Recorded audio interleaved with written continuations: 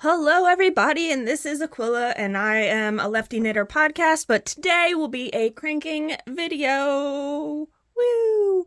I own an Erlbacher Gearhart Speedster machine, and we're going to be doing a DK weight sock. So we're going to be making the match for this one.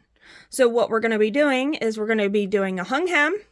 We're going to change colors. We're going to do a leg, a deep heel, semi-deep heel, a foot, and a toe. And I'm going to show you start to finish on the 48 stitch cylinder here. So I'm going to adjust my camera and we'll be back. Okay, so you can see I already have my 48 stitch cylinder in my machine. My needle's already in. So we're not starting completely from the beginning, but we're going to start with the full cast on. Also, this yarn is Always Be Kind yarn, in case you're wondering. Remember that you matter. Proceeds support suicide prevention and awareness. Just so you are aware of what yarn I'm using. This is an order I'm cranking for somebody. This is the April 2024 Club of Self-Striping DK weight yarn. You get 245 yards and the mini skein is 45 yards. So there you go. It's beautiful. You've seen it already. And I'm going to stuff this back in the cone. So we're going to kind of start as if we were not complete newbies, but a little bit of a newbie. I have my split ring bonnet here. We're going to put it on our machine. I always start here at on a clock face, it's 12, 3, 6, 9. Yeah, I'm going the right direction. Sorry. We're going to be starting at this position, and I always start on the same needle if I can. So the needle right after the red mark here is my needle number 1, and the last one before the red mark is needle number 48. So I'm always starting with needle number 1 when I can. It's, just to make things a little bit easier. So I'm going to put my split ring bonnet on. If you don't have a split ring bonnet, your regular bonnet, that's fine. And you're putting a stitch or a ring over every other needle. I'm just using my tool that came with my machine, my pick tool, my red pick tool. Now, when you get around to the front, you're not going to be able to put any here because these needles are down underneath the V-cam here. Also, I want to mention, I did a video recently about tension. My tension was set to my regular tension, and when I did a sample of this yarn, a swatch, it was too tight to crank at my regular tension, so I made it 1 stitch longer, meaning I turned this knob so the V-cam went down to make the stitches 1 click longer. So I can't go any further. We're going to put some waste yarn in. First, you need to put your buckle onto your bonnet, and then put your weight on to your buckle. Then you're going to start putting your waste yarn on. I already have waste yarn pre-cut because I reuse the balls over and over as long as I can until they're unusable. This is just waste yarn from the cones that I got straight from Erlbacher. I have a split yarn carrier, in case you're wondering. They originally come not with a split yarn carrier, and you have to feed the yarn through the holes. I have a split yarn carrier. I go halfway around. I'm holding the weight with my legs, which you cannot see underneath. And then I can now access these needles. So we're going to hang the rest. I just give the tail a little tug there. And you want to do a good amount of rounds, say 10, 12, 15, whatever's comfortable for you.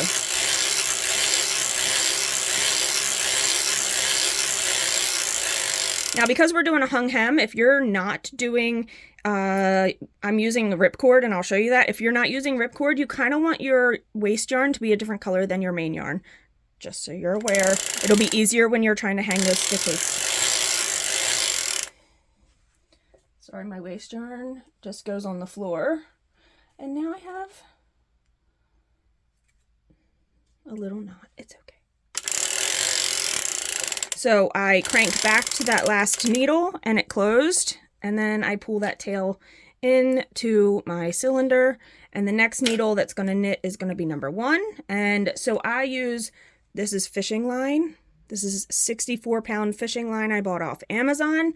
I got a whole roll of it, and I have plenty of ripcord that will last me for a very long time. This was like bright neon yellow, but since I've used it many times, it's not so bright anymore. This will also be a visual indicator for where I need to pick up my stitches for the hung hem. So you're going to do 1 round exactly. So it started with needle 1 and it closed on needle 48. Pull your tail in. Now we're going to start with the mini skein. Okay. So you want to get your yarn for your cuff. You don't have to use a separate color. I'm just using a separate color because I'm matching the other sock. Also at this point, you don't have to leave a long tail. You just have to leave it long enough to weave it in. You want to reset your counter.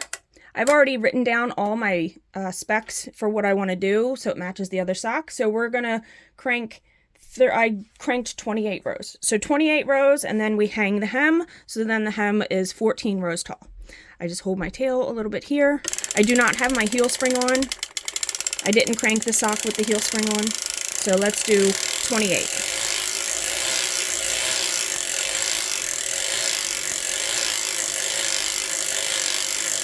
Well, let's hope we can do 28. We're going to be playing yarn chicken.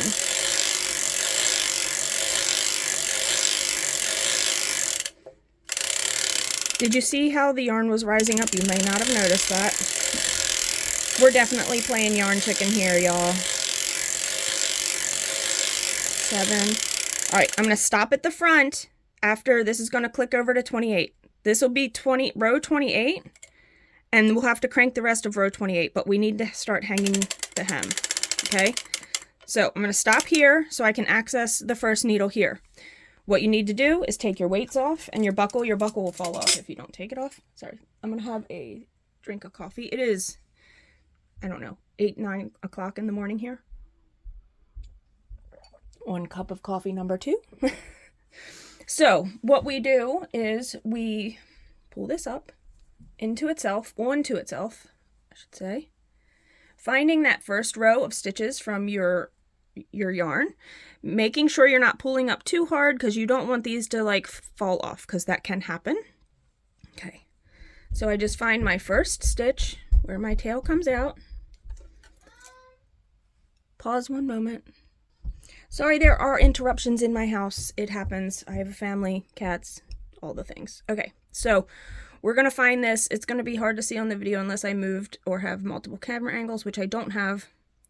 And we're going to pull each loop up from the first row of stitches. This is why I said it's good to have a yarn that contrasts. Okay? So we're going to hang every stitch.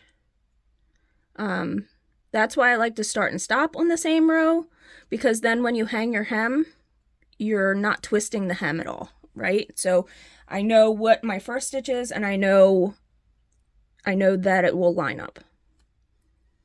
That makes it much easier. So I'm just kind of pushing the fabric over, so I'm not having to, if I wasn't pushing, I'd have to like grab this stitch and pull it way far over. So I don't want to elongate that stitch any more than I have to, right? You can see as I'm pulling it up, it is pulling the previous stitch like next to it because it is obviously a continuous thread of yarn.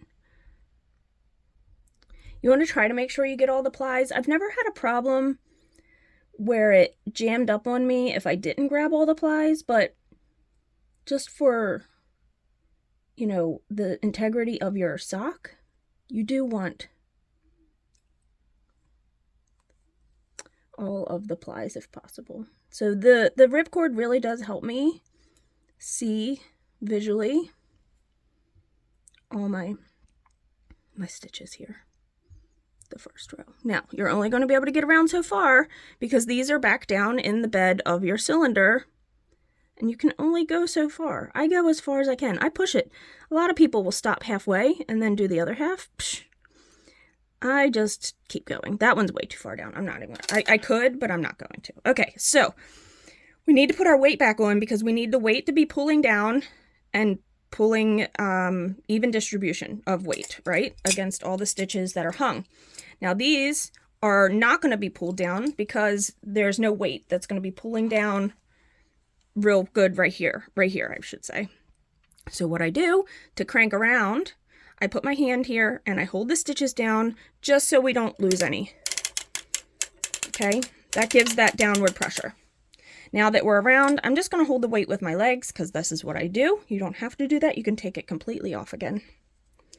And I am, like I said, pulling that fabric the best I can.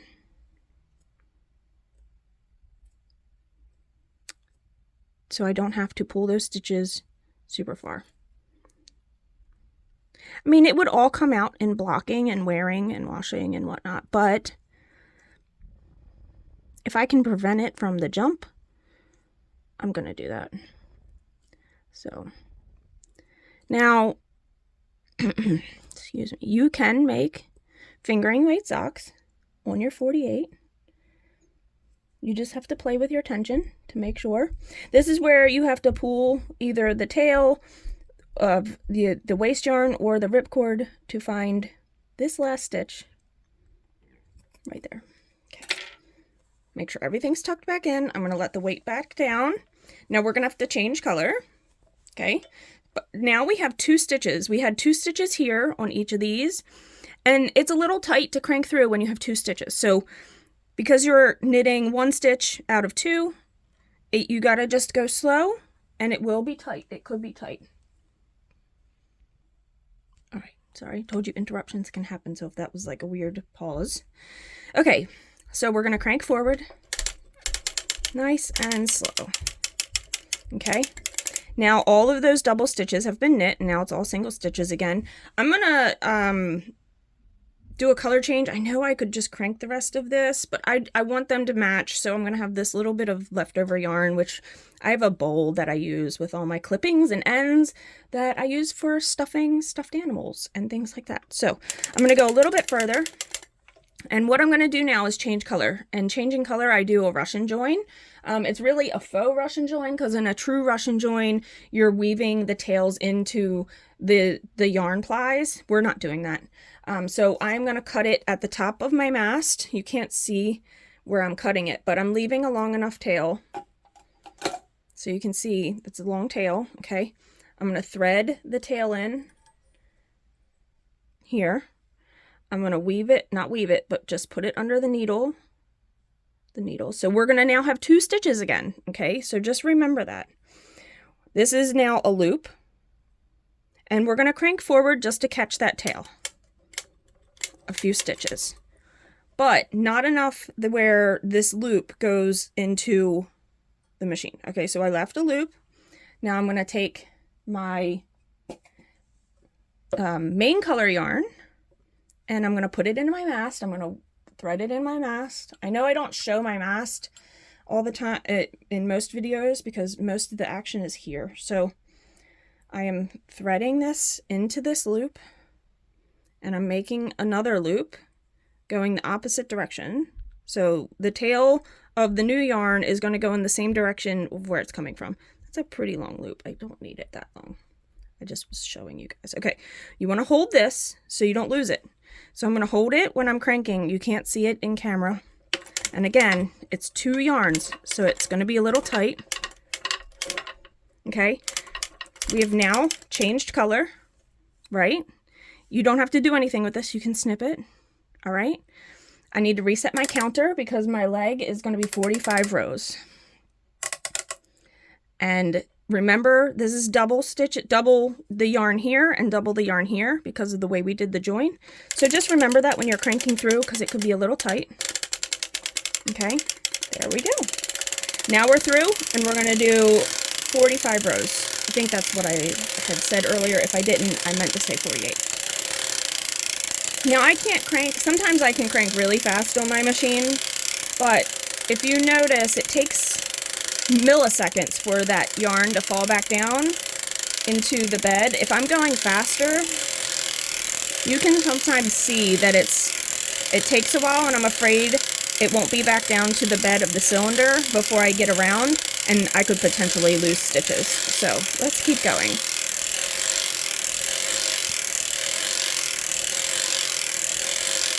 Oh, did you see how long it took there? That's what I'm talking about.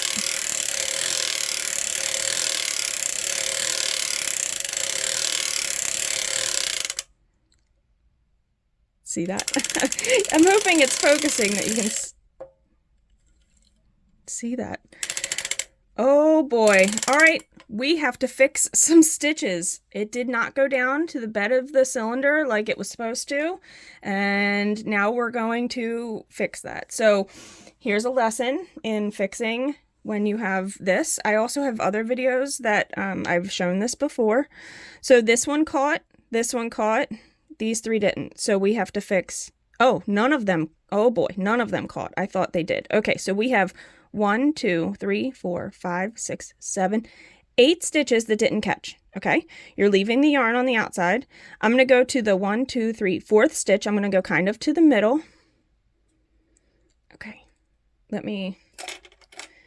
sorry, I need to focus on how to do this. I'm going to use the middle here. It's on the back side of the machine, so it's a little bit more difficult to do. I'm going to grab the yarn that you need to loop or knit should be on top of the loop. Goodness, this is probably really hard to see. I'm going to pull this out a little. I lifted the weight with my legs. Okay, I'm going to pull the stitch that's on the needle up and over. And actually, right now, it doesn't matter how much yarn I have. I was trying to make it right in the middle and make it even, okay? So I'm going to now do the 5th stitch. And then I'm going to work my way in from the outsides. I just wanted to catch it kind of in the middle. Gosh, this is hard to see. I should readjust the camera. Okay, the yarn needs to be on top, and then you need to bring that stitch over it. Okay, let me see if I can adjust my camera. I can't really adjust where my camera is, my phone, I should say. I can't get to that side from this way, so I apologize. We're just gonna have to roll with this. Okay, so we still have 3 on this side and 3 on this side. I've tried to make it so I have enough yarn on this side and enough yarn on this side, even though I feel like I have more on this side. So we're going to trying to pull this one so it's a little more distributed evenly. Okay, and then pull this one back out so they're kind of distributed as even as possible. Okay, I'm going to do the one in the middle on each side. That way the stitches are distributed as even as possible. Remember that yarn has to be on top of it. Okay, now we have these 2 loops. I'm holding the weight below. You should take it off because it makes it easier to manipulate. This is, it was a big loop of yarn. Okay, so what I'm going to do, I didn't want to have to do this. Pull it. Pull it. I didn't do this one yet, so I need to pull that out. Grab the stitch that's on the needle and pull it up and over. Now, when you do have the weight off, you could pull your stitches over. Okay, I'm just going to pull that out to distribute those stitches a little. That's the easier way to do that. Okay, so now we have these 3 left. So I'm going to do the middle one. Okay. Sorry, my hands probably keep getting in the way. It's just not the best angle to show this. I do have videos on how to fix this, I believe, elsewhere. Okay, so this one has to be fixed yet. So you want to grab just the stitch, not the yarn, and pull it over. So now they've all knit, okay? It might not be the prettiest, but it will block out, okay? So that's what I was talking about when you're cranking this, and if your yarn, your fabric isn't going all the way down, you can definitely, that can happen. I've had that happen before. So we're just going to go around. It looks pretty good. Looks pretty good. I need to go to 45. So let's get the 45. See how they're not going down? I'm just going to give that a tug from underneath. All right, 45, and I'm going to stop in the front, at the bottom of the machine, because I'm doing my heel. I'm going to do my heel on this side, sorry. These are all going to be pulled up out of work. You can do your heel on either side. You can do it this way. It's up to you. It just has to be, you know, whatever's comfortable for you. I'm going to use my crescent tool. This is what the crescent tool is. This is my half marks, but I'm going to do a 2-stitch further, deeper heel. So I'm going to go 2 stitches past, and they're still going to be in work. Okay. So 1, 2, and the rest of them get pulled up and out of work. Okay. So we're going to be working across all of these stitches that are still down. I'm going to crank to the back side. Now, I know I need to really use my weights for this yarn because it's already kind of on the tight side. I'm going to put my heel spring on. The heel spring allows you to go back and forth. So it pulls tension here. I do have my half heel weight on from Erlbacher. I don't have my full weight. This is the full weight. The one that's on it is half of this size. So I do have to manipulate it a little more than normal. So to do your heel, you're decreasing. Okay, I'm decreasing to these black marks. So I'm decreasing, I'm going to be lifting these stitches and these stitches out of work on each pass. So I'm going to lift one and I'm going to crank around. I'm just going to pull that yarn a little. And they are definitely not going down like they're supposed to. So I have to put my weights on. And I know this already because I've cranked 3 previous socks in this same DK weight yarn. So I already know I have to do a little manipulation with my weights to make sure I don't drop any stitches. Okay. This is always the hardest part for people, I think, to learn is, you know, they drop stitches on these corners. So I'm going to go back this direction. So I'm going to decrease 1 stitch on the side the yarn is coming from. Okay. Decrease on the side the yarn is coming from. Meaning lifting 1 stitch out of work. Okay. Lifting 1. And I'm going slow at those corners because I don't want to drop the stitch. Okay, I'm going to move my weights again because already it's not pulling down. It's not distributing the weight in a downward pressure evenly. Lifting 1. See, it can get a little hard if you have sensitive fingers. Use your tool.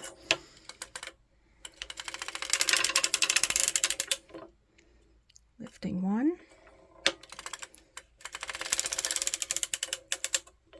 I'm going to move my center weight up.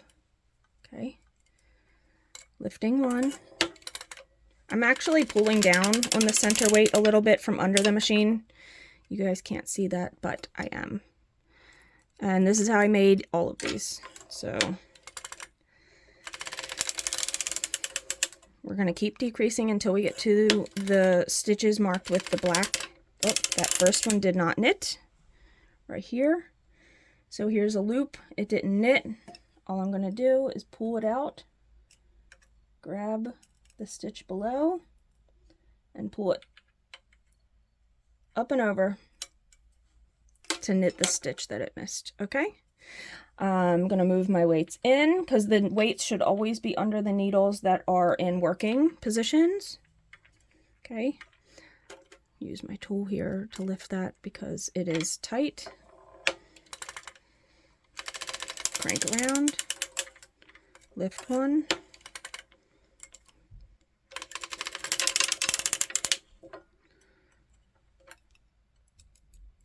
Lifting 1.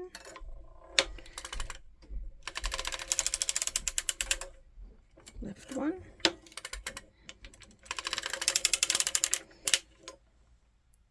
Lift 1. That's how I normally pull it up, but I know my fingers are getting in the way. I'm going to fix my weights again because I need that pressure pulling as tight as possible on the needles that are still working. All right.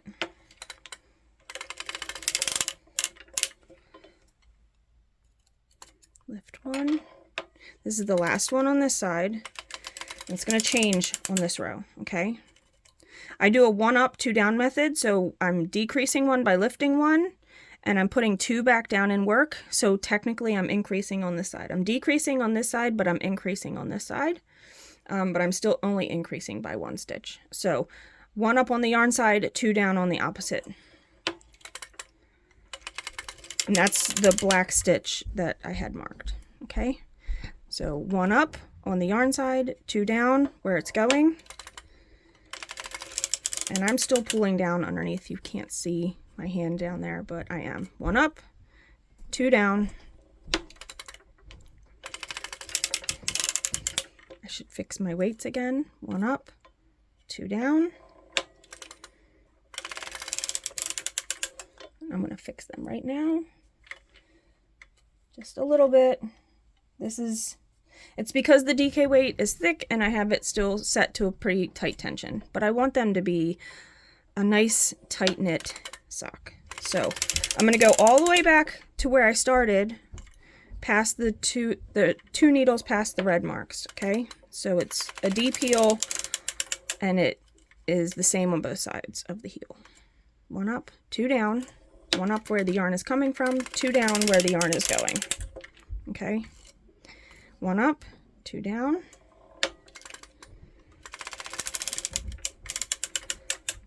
My yarn's not going down. I'm just going to manipulate it with my finger. 1 up, 2 down. And again, I am pulling down underneath on the center weight. You should not have to do this in a typical situation, but I already know that I have to. 1 up, 2 down. And I want the socks to be consistent. So that's why I don't want to change my tension. It changes how many rows and everything I have to crank. So I'm keeping it the same and just doing the same for the sock. 1 up, 2 down. It's getting better now. It's not as much manipulation. 1 up. I'm 1 past the red on this side. I'm going to fix my weights a little bit, bringing them under the needles that are in work. So like right there. Yarn side, 1 up. Now I'm 1 past the red mark on that side. Okay. 1 up. This is now 2 past the red. That's where we started. I am though going to lift it up, like keep it consistent. Now this is 2 down past the red on this side. Now the only thing I'm doing now is I'm going to do 1 up on this side and I'm going to crank to the front. Because we're going to be putting all of our needles back down into work to go back into the round. When you push them down, you don't have to smush them. You don't have to push them down as far as the other ones are. You don't want to smush them because you don't want the latches to pop up and then the stitch gets pulled off and you lose it. Okay, so as long as they're down enough to be in the working position, it's fine. Also, making sure all of your latches are open because they could have gotten messed up when you were doing the heel, okay? So for this foot, I am doing a 56 row foot, so I have to reset. I'm going to crank to about here, and I'm going to take my heel spring off after that because I don't want the heel spring on for this part of the sock because we didn't crank the leg with the heel spring on. So I'm just going to go around slowly because this is where people tend to lose their stitches, okay? So I just went slow. I'm going to take my heel spring off. It's a little bit of slack here, so you want to just watch that first little bit when you're cranking, when you take that heel spring off, okay? And we're going to go in the round again. 56 rows.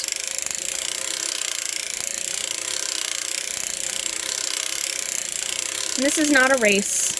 I ended up going too fast, and that's why I had to fix stitches, but it was a learning material for the video, so I'm okay with that. I'm okay with that. And learning for me, because repetition is the key to learning, and when you're not always having to fix mistakes, you may forget how to do that. Alright? Eventually my bottom weight is going to get pretty far down and I'm going to have to move it up and over the heel and take those heel weights off. My heel weights are still on. You don't take your heel weights off because you will have that pocket of fabric that won't have the even distribution from the main weight at the bottom. Okay, I'm far enough that I can maneuver my buckle over the heel. I'm at 39 rows, in case you were interested. I'm gonna bring my buckle all the way up over the cuff, over the leg, and make sure the heel is in there. It's very important. Okay. Pause. Sorry, hubby is going to the grocery store, and this is a chance for me to get a drink of coffee, and I should have done it while we were paused. We're almost there, guys. We're almost there. We're going to be doing a toe soon. Maybe that's a little better. Okay, we're going to keep cranking. I just adjusted the weight, though, so I want to make sure that I am getting the correct downward pressure. And I am. Because if you don't catch that heel correctly, you could have, this fabric could be loose, and it doesn't have the right weight pulling down on it, and you could lose a stitch or two. So we're doing 56. We're at 49.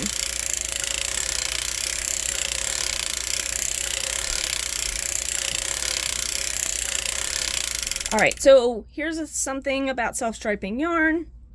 Because we did the heel on this side, we want to do the toe on. We don't have to do the toe on this side, I apologize.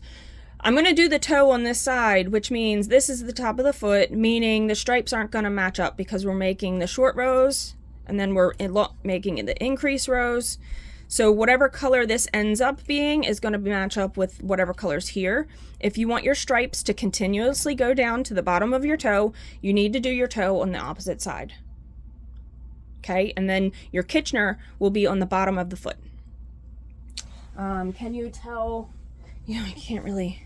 It looks pretty good here, except for after the green should have been the speckle, and you can see how the speckle is on the bottom, and then it went into the brown, and then I Kitchenered green to brown with one row of that speckle. If I would have continued and did my toe on the other side of my machine, this speckle would have been on the top, it would have continued down and over, and the brown would have been on the bottom, and you wouldn't have noticed the colors didn't go in the right order. Just for your, that's a learning curve too, doing a toe on the other side when I do it on this side almost exclusively, I would say 98% of the time. So doing a toe on the opposite side can throw you off a little bit. We're at 55, so when we crank past my counter, I'm going to be at 56, and I'm going to stop here because we need to lift stitches to do the toe, okay? So when you do a toe, it's always half-half. Always half-half. Heels can be different, but toes, you always want the same amount of stitches to Kitchener on one side to the other side. So we're going to lift the needles beyond the red marks. Okay. And if you do it well, you can capture all of them on 1/4 with your crescent tool. All right, so we need to crank to the back. So we're going to crank all the way around now, past the lifted up stitches, until you don't hear it clicking no more. I didn't mention that before. Putting my heel spring on, and I'm going to do my decreases and increases the same as I did my heel. So I'm going to lift one to decrease on the yarn side. Okay. Now I know I'm going to have to put my weights in like automatically because I already know that. See how they are not going down into the cylinder. So putting my weights in. I use 3. Some people use 4. Some people use a V-hook. It's all in preference of the person. So don't get intimidated when they say you don't have to use 3. You don't have to use 4. It's your preference. What works for you. We're going to lift one on this side to decrease on the side the yarn is coming from. Crank around. Lift one on the yarn side. Crank around. Lift one on the yarn side. Crank around. Lift one on the yarn side. Crank around. And we're going, so on the 48 stitch cylinder, I'm decreasing down to 1, 2, 3, 4, 5. So it's 10 stitches. On my 64, I'm doing it so there's 12 stitches left. It's all up to you. If you want your toe box to be wider, you make it wider. You just don't decrease as many. But you have to remember when you do that, you might have to make your foot longer, because that takes away 2 rows every decrease you take away. So if I were to go here and here, that's 4 rows, because it's 2 passes for each side. Okay, so you got to remember that. So lift 1 on the yarn side to decrease. That didn't knit. I felt it as it was going. And it's because my weight is not distributed well. Okay, I'm lifting the stitch up and over the yarn that didn't knit. Okay, and now I'm going to adjust my weights because I know that's a problem. I know I've been doing a lot more manipulation than I normally would, and then that you normally should have to do. I mean, some people might like doing this because they want their socks to be at like a tight gauge. And if that's the case, you will have to do a little more manipulation with the weights to keep them with the proper downward pressure. All right, so we're just going to keep decreasing. That first stitch, you should always just kind of go slow to make sure it knits. So it caught it. You can't see it. It's beyond. Never mind. It's behind the yarn carrier. I was trying to show you. It is tight, so I'm going to use my tool instead of mucking my fingers up. Okay. It's got to move it again. Just a little bit. Move my center one up a little. Move my outside ones in. Okay. We're almost to the black mark.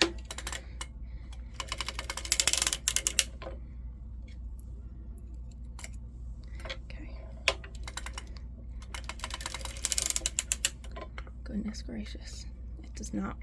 All right, we lifted the black marked needle on this side, so we're going to lift this one, but we're going to put 2 down on this side. So it's the 1 up, 2 down method. I have a video where, if you look at my playlist for circular sock machines, I have a video where I show different methods of increasing or decreasing. One is the 1 up, 2 down method. One is the wrap and turn, 1 up, 2 down. Okay, so you're always, that didn't knit, I can feel it. Oh, it did knit. It's just,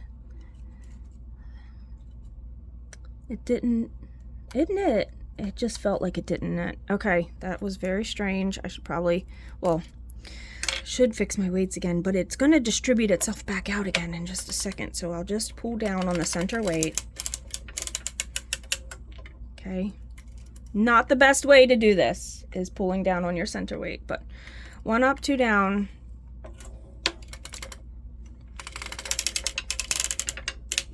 Okay, 1 up, 2 down.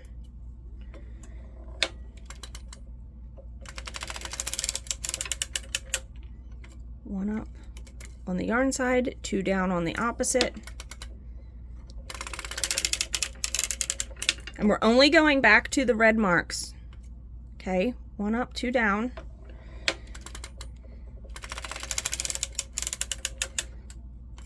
One up, 2 down. I'm gonna fix my weights on the next pass. So one thing I try to do is before I crank, before I manipulate my stitches for increasing or decreasing, I usually move my weights first, so I know that I haven't moved my needles. So I'm going to fix my weights for distribution of downward pressure best I can here. Okay, now I'll move my needles. So 1 up and 2 down. That's just what I try to remember to do, so I know that I haven't moved my needles yet, because sometimes I forget. 1 up and 2 down. This is the last pass going that direction because we put our last needle number 48, down before the red mark. So we're not lifting. We're only putting 2 down on the opposite side. Okay? So the last needle knit is going to be the first needle that knits going this pass. This is our last pass total. All right.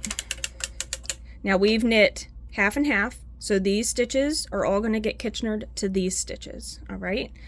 This point, you need to cut a long tail so you can Kitchener your toe shut. So I always pull up a little yarn from the cone, take it, and I pull it out of my cylinder, out of my yarn carrier. Now this is like I said, it's a pretty long tail. I'm gonna tuck that in there. Okay. Now I need to get some scrap yarn that's a contrast color so I can see what I'm doing. I'm gonna grab this like gold yellow color, put this in my machine. Okay. I bring my yarn carrier, but not far enough to where it starts moving this stitch up to knit. So I drop my tail in. Okay. I pull it behind these stitches to put it in there. Now, if you don't have a slotted yarn carrier, you might have to do it a little different. All right. So my tail is between the one that's lifted and the one that's lowered. This is the last one that knit. This is where my tail of my yarn is coming from. I put my heel spring back on, but that's just what I do. So because of that, you have to hold your tails. I'm holding my tails in here, and I'm going to slowly go so I can knit a couple stitches, okay? Just so it catches that tail, okay? About to the front. Then we got to put all of our stitches back down, our needles back down. So put all your needles back down into work, not smushing them down. Do not smush them down. And making sure all your latches are open, because that would be a real shame if there was a latch that wasn't open. And I'm going to slowly crank through, because these side stitches are always the ones that people tend to lose, okay? Once you get like 2 rows, you should be all right.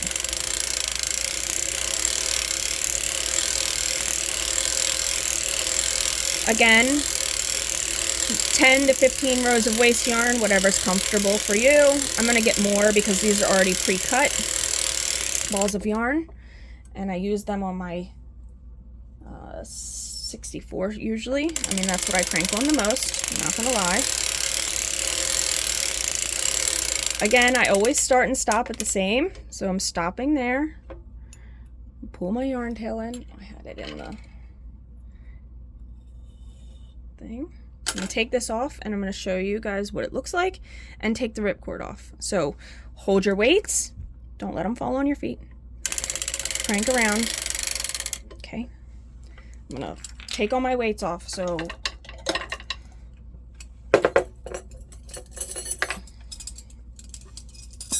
I'll put this here. I'll lift this up so you guys can see what I'm doing. So here is the bonnet, the waste yarn, and here is the tail ends of the focus. Okay, the tail ends. So we're going to go to the opposite side. I'm going to get my pick tool, grab my fishing line. It's like magic, pretty much. Oops, dropped my tools. It's okay, I don't need it. And it just comes off. Then you're not cutting your waste yarn, so you can keep reusing it.